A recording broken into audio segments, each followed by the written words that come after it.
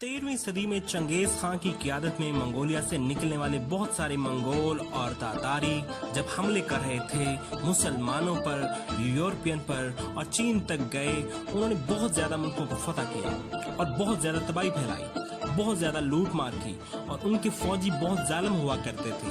इस दौर में जब उन्होंने तबाही फैलाई तो ये ख्वारिज़्म तक गए, जो कि सेंट्रल एशिया का एक जनूबी एरिया है। जब ये ख्वारिज़्म तक गए तो ख्वारिज़्म की हुकूमत बहुत तगड़ी थी, लेकिन उन्होंने उनको भी तबाह कर दिया।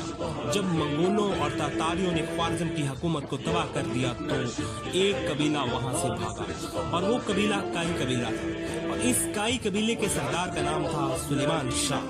सुलेमान शाह के 4 बेटे थे और जो तीसरे नंबर पर बेटा था उसका नाम अर्तुगरुल था।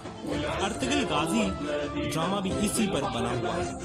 काई कबीले के 400-500 खानदान थे जो औरतों, बच्चों, जवानों और बूढ़ों पर मुश्तमिल उनके साथ जा रहे थे। दरियाई फरात को क्रॉस करते हुए सुलेमान शाह डूबकर इंतकाल कर गया। उसके बाद कबीले वालों ने अर्तुगरुल गाजी को कबीले का सरदार बना दिया। अर्तुगरुल गाजी अपने छोटे भाई को लेकर सफर करता रहा, बाकी उसके 2 भाई अलग हो गए और ये तुर्की के इलाकों में पहुंच गए। वहां काई कबीले ने देखा कि अंकरा में 2 फौजें जंग लड़ रही हैं। एक फौज सुल्तान अलाउद्दीन की थी और दूसरी फौज गालिबन तातारियों की थी। इस वक्त सुल्तान अलाउद्दीन की फौज हार रही थी तो अचानक अर्तुगरुल गाजी ने अपने कबीले के 444 जंगजुओं के साथ मिलकर सुल्तान अलाउद्दीन का साथ दिया और पूरी ताकत से वहशी किस्म का हमला किया और तातारियों को इबरतनाक शिकस्त दी। सुल्तान अलाउद्दीन बहुत खुश हुआ और अंकरा उनको अपने साथ ले गया और उनको एक पहाड़ी इलाका भी दे दिया। अर्तुगरुल गाजी ने एक ख्वाब देखा था जिसमें उसने एक चांद देखा जिसकी शाखें दुनिया भर फैलती गई।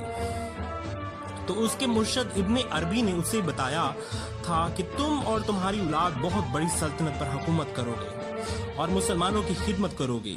अर्तुगरुल गाजी ने अपने ख्वाब में 4 पहाड़ और 4 दरिया भी देखे थे। चारों दरिया उसकी सल्तनत में थे, दजला, फरात, नील और ज़ैनपत। और जो 4 पहाड़ उसने देखे थे उसमें कोई तूर, कोई काफ, कोई अतलस, कोई बलकात। उसके बाद पहली जंग अजीम आती है। काई कबीले ने आसपास के इलाकों को फतह करना शुरू कर दिया और बहुत बड़ी सल्तनत कायम कर दी। उसके बाद उसके बेटों में उस्मान एक पक्का सच्चा मुसलमान था और आदिल आदमी था और उसने फैसला किया कि खिलाफत का आगाज किया जाए। उसने 3 बड़े आज़मों तक अपनी सल्तनत बना ली और खिलाफत उस्मानिया कायम की और फिर 625 साल हुकूमत की। उनके पास हिजाज मुकद्दस यानी खाना काबा और मदीना मनव्वरा का कंट्रोल भी उनके पास था और आज तकरीबन 40 ऐसे ममालिक मौजूद हैं 3 बड़े आज़मों में जिन पर बराए रास्त उनका कंट्रोल था।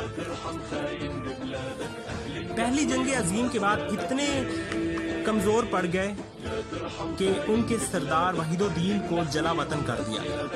पहली जंग अजीम में दुनिया 2 हिस्सों में तकसीम हो गई थी। जैसे एक हिस्सा बरतानिया जिसके साथ अमेरिका, आयरलैंड, रूस, इटली, फ्रांस जैसे ममालिक शामिल थे और दूसरा हिस्सा था जर्मनी जिसके साथ तुर्की और इसी तरह तुर्कों की बहुत सारे दूसरे ममालिक शामिल थे। ये 1914 और 1922 के दरमियान में ये पहली जंग अजीम। पहली जंग अजीम के पहले 3 सालों में तो खिलाफत उस्मानिया को बरतरी हासिल रही, फिर उनके पास दौलत ख़त्म होना शुरू हो गई, माशी तौर पर कमज़ोर हुए तो उनको नुकसान होना शुरू हो गया और 40 ममालिक आज़ाद हो गए जिनमें सऊदी अरब, इराक, शाम, मिस्र वगैरह शामिल हैं। और फिर एक मुआहदा हुआ लोज़ान में। जर्मनी ने कहा कि एक मुआहदा करते हैं। इस मुआहदे के मुताबिक जो मुआहदे की शिकें थी वो ये हैं कि मुआहदा ये था कि खिलाफत उस्मानिया ख़त्म कर दी जाएगी। खिलाफत उस्मानिया के जानशीनों को कुछ को कत्ल कर दिया गया और कुछ को जला वतन कर दिया गया। 3 बड़े आज़मों में खिलाफत उस्मानिया के सारे असासे ज़ब्त कर लिए गए। तुर्की को एक सेकुलर रियासत बना दिया गया और ये तय पाया कि तुर्की में इस्लामी कवानीन नहीं होंगे। यहाँ तक कि शुरू में ये तक किया गया कि अरबी में अजान से भी रोक दिया गया। ترکی پر پابندی لگا دی گئی کہ وہ اپنے ملک میں سے معدنیات یعنی تیل وغیرہ نہیں نکال سکتا، ان کی ڈرلنگ بھی نہیں کر سکتا۔ ترکی کے پاس ایک سمندر ہے جو کہ استنبول، جس کا پرانا نام قسطنطنیہ ہے، وہاں ایک بندرگاہ ہے جس کو باسفورس کہتے ہیں، جہاں سے بہت زیادہ تجارت ہوتی ہے، لیکن ترکی پر پابندی لگائی گئی کہ وہ ٹیکس نہیں لے سکتا، رینٹ نہیں لے سکتا جو بھی تجارتی بحری جہاز وہاں سے گزرتے ہیں۔ یہ معاہدہ 100 سال کا معاہدہ تھا، اب یہ معاہدہ 2023 میں مکمل ہو رہا ہے اور ترکی اس معاہدے سے آزاد ہو جائے گا۔